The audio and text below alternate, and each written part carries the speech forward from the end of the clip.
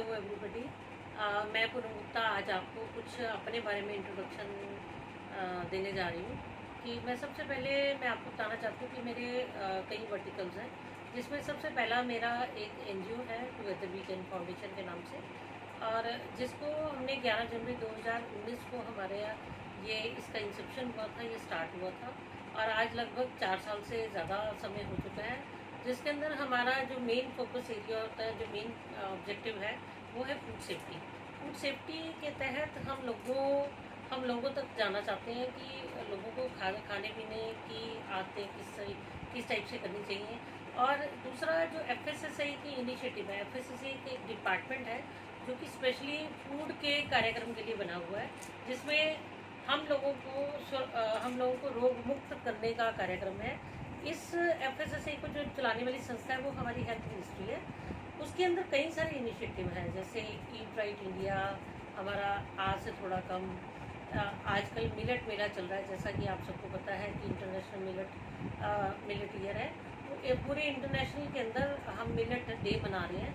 तो ऐसे मैं 2 कार्यक्रम कर चुकी हूँ ऑलरेडी, जिसमें हम लोगों को प्रमोट करते हैं कि अपने खाने पीने की चीज़ों के अंदर आप जो मोटा अनाज है, मिलेट, जिसको हम मिलेट कहते हैं, मिलेट मतलब मोटा अनाज हो गया, जैसे बाजरा, ज्वार, रागी, ये सब चीज़ों का आप उत्पादन शुरू करो। कंगनी हो गया, जैसे हम इसमें व्रत में चावल खाते हैं सामा के, तो उस टाइप की राइस को हमें अपग्रेड करना है, उन चीज़ों को अपने खाने में लेके आना है।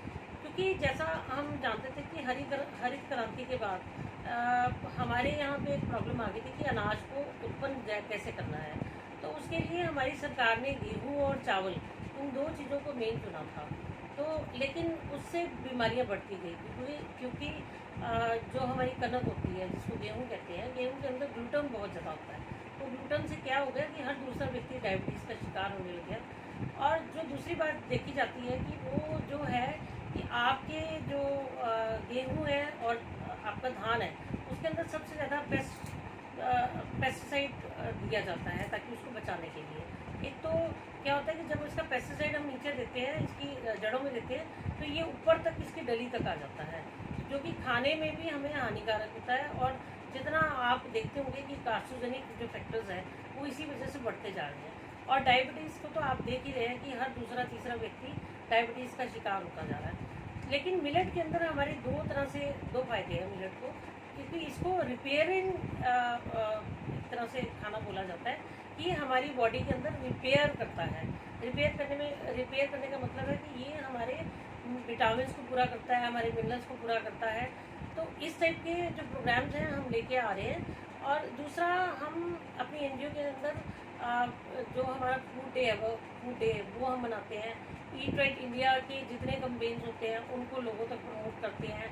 इवन जो धर्मशालाएँ हैं, खाने पीने की कई संस्थाएं हैं, उन सब में हम फ्री ऑफ कॉस्ट एफएसएसआई की लाइसेंसिंग भी कराते हैं और वहाँ पे ट्रेनिंग भी हम लोगों को देते हैं। जैसे कि हमने सेंट्रल जेल के अंदर जो कैदी हैं, अगर वहाँ पे बेकरी का कोई खाना बन रहा है तो उसको हम उन लोगों को ट्रेंड करते हैं, ताकि वो जेल से जाने के बाद भी उनके पास एक फूड सेफ्टी सुपरवाइज़र का सर्टिफिकेट हो और वो अच्छा जीवन व्यतीत कर सके। उनको ऐसा ना लगे कि हमने जेल में किया गया, क्योंकि जेल में डालने का सिर्फ एक ही मकसद होता है अपराधी को, कि वो एक अच्छा नागरिक बन के बाहर निकले और उस टाइप की कोई भी क्रिमिनल एक्टिविटी ना करे। तो इस टाइप के कार्यक्रम हमारी एनजीओ करती है। इसके साथ साथ हमारी एनजीओ के तो ये मेन जो मोटो वो तो है ही है। और जैसे मैं आपको बताती हूँ, मिलेट के साथ हमारा एनवायरनमेंट सेफ्टी भी जुड़ा हुआ है, क्योंकि बिकॉज हमारे जितने मिलेट है, जितने बाजरा, ज्वार, रागी, जो भी उगाए जाते हैं, इसके अंदर जो पानी है कंपैरेटिव हमारी जो गेहूँ और धान के अंदर जितना पानी लगता है, इस मिलेट्स के अंदर पानी की मात्रा इसकी कम लागत है। तो ये एक बहुत बड़ा इनिशिएटिव है। इसके 2 फायदे हैं, एक तो हम सुरक्षित रहेंगे, हम रोग मुक्त रहेंगे, और दूसरा हमें पानी की, हमारा एनवायरनमेंट बड़ा प्रोटेक्ट होता है। और आजकल आप देख रहे हो कि पानी डे बाय डे नीचे जाता जा रहा है, कि अंतर्राष्ट्रीय समस्या है। इस समस्या से हम निजात पा सकते हैं। तो ये तो हमने फूड सेफ्टी की बात की, और इसमें बहुत सारा काम करना बाकी है, क्योंकि लोगों को भी खाने पीने की आदतों के बारे में पता नहीं है। हमें किस तरह से खाना पकाना है, किस टाइप का खाना खाना है, हमें खाना लेते हुए या कोई भी पैक्ड फूड लेते हुए हमने क्या क्या चीज़ें देखनी है। तो इसीलिए आपने देखा होगा कि गांव में एनीमिक भी बहुत ज़्यादा है। एनीमिक भी इसी वजह से क्योंकि हमारे खाने पीने की आदत सही नहीं है, हम पौष्टिक आहार नहीं लेते। और जो आजकल की यंगस्टर है वो ओबिसिटी के शिकार होते जा रहे हैं, उनको कई तरह के रोग होते जा रहे हैं। इवन आप देखेंगे 7-8 साल के बच्चे को डायबिटीज़ का शिकार होता जा रहा है क्योंकि वो जंक फूड खाते हैं। तो इस टाइप की हम अवेयरनेस स्कूल कॉलेजेस के साथ हम देते हैं। दूसरा हमारा इनिशिएटिव करता है एनजीओ के अंदर आत्मनिर्भर भारत का और हमारा रोजगार सृजन का। तो उस टाइप के हम जो भी हमारी गवर्नमेंट की स्कीम्स निकलती हैं हम लोगों तक पहुंचाते हैं, बच्चों को इंस्पायर करते हैं कि आप नौकरियों की तलाश मत करो, आप स्वरोजगार की तरफ जाओ। और उसके साथ साथ जो छोटे छोटे कार्यक्रम होते हैं जैसे cloth donation drive, cloth donation के तहत क्या है कि हम जो गरीब लोग होते हैं उनको कपड़े बांटते हैं, उनको खिलौने बांटते हैं, उनको और तरह की जो भी चीज़ें चाहिए होती हैं, जो रूटीन डे रूटीन के अंदर चाहिए होती हैं, वो सब हम भी देते हैं।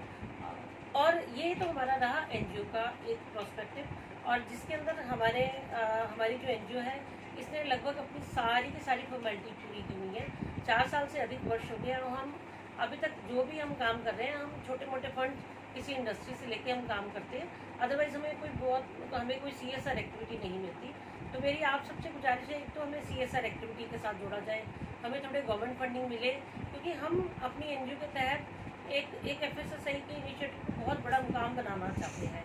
तो उसके लिए हमें सीएसआर एक्टिविटी की आप लोगों की सपोर्ट चाहिए।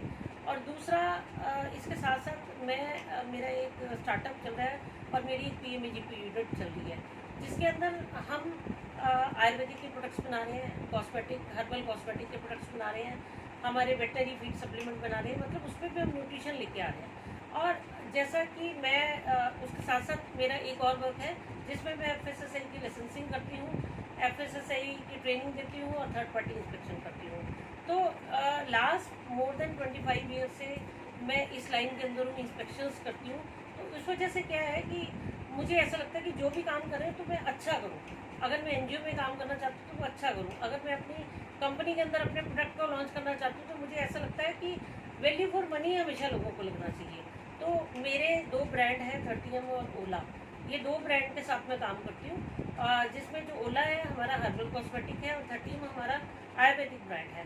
तो ये प्रोडक्ट हमारे बड़े क्वालिटी प्रोडक्ट्स हैं। लोगों जो एक बार यूज़ करता है इन प्रोडक्ट्स को, वो काफ़ी ज़्यादा इसका प्रयोग मतलब अच्छा समझता है और वो बार बार उसकी डिमांड आती है। इवन बॉम्बे तक से भी लोगों की बार बार रिपीट डिमांड आती है कि आपके हर्बल कॉस्मेटिक प्रोडक्ट बहुत अच्छे हैं। इससे पहले मैं भी कोई हर्बल कॉस्मेटिक, मैं कोई भी किसी भी तरह का कॉस्मेटिक प्रोडक्ट यूज़ नहीं करती थी, लेकिन जब मैंने अपना काम शुरू किया तब से मैंने भी अपने कॉस्मेटिक प्रोडक्ट शुरू कर दिए, क्योंकि मुझे लगता है ये केमिकल रहित है, पैराबिन फ्री है और सल्फेट फ्री है। तो इसका जो सबसे बड़ा बेनिफिट क्या है कि इसमें हमारे कोई साइड इफ़ेक्ट नहीं है। तो ये, और जैसे कि आप जानते हैं कि फूड सेफ्टी के तहत हमें जो भी खाने पीने का काम करने वाले लोग हैं उनको एफएसएसआई का लाइसेंसिंग करवाना मैंडेटरी है। तो वो भी हम करवाते हैं, उसमें लोगों की हेल्प भी करते हैं। उस टाइप की हम अपनी एनजीओ से फ्री अवेयरनेस कैंपिंग भी करते हैं, ट्रेनिंग्स भी देते हैं। कुछ जो हमारी धार्मिक संस्थाएं हैं उन सबको भी हम इस टाइप का कार्यक्रम देते हैं। तो ये छोटे छोटे कार्यक्रम हैं। और इसके साथ साथ मैं कुछ किसानों के साथ भी जुड़ी हुई हूँ। लगभग हमारे साथ 1000 किसान जुड़े हुए हैं, जो कि जिनको हम प्रमोट करते हैं कि आप डायरेक्ट अपना अनाज मत बेचो, उसकी वैल्यू एडिशन करके बेचो, क्योंकि वैल्यू एडिशन करेंगे तो क्या होगा कि उसमें उनकी इनकम 4 गुना जनरेट होती है। तो मेरा आप सबसे यही कहना है कि मैं जिस तरह से मल्टीपल एक्टिविटीज़ के साथ जुड़ी हुई हूँ, तो मुझे आप थोड़ा सा सपोर्ट ज़रूर करें, मुझे सीएसआर एक्टिविटी में ज़रूर अपनी फंडिंग दें, ताकि मैं लोगों तक, आम जन तक पहुँच सकूँ और उनको माल न्यूट्रिशन से बचा सकूँ और हम अपने देश को स्वस्थ बना सकें, हम अपने देश को प्रगति की तरफ लेके जा सकें। धन्यवाद।